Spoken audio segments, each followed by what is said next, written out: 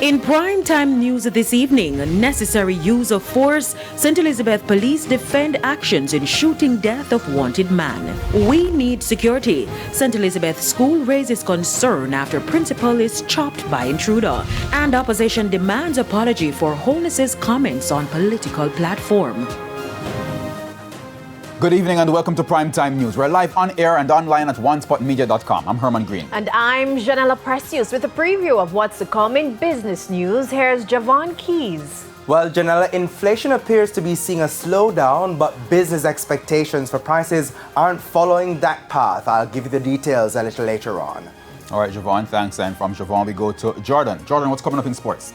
Well, Herman, the fallout has begun from the West Indies' early exit from the ongoing T20 World Cup in Australia.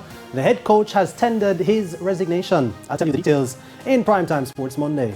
No surprises there. There's also sports commentary, E-Prime, and weather in this newscast. But before the break, the feedback question. Our question this evening: what measure other than roadblocks can residents use to draw attention to their problems? You can share comments online, facebook.com/television Jamaica, and tweet us at TelevisionJam1.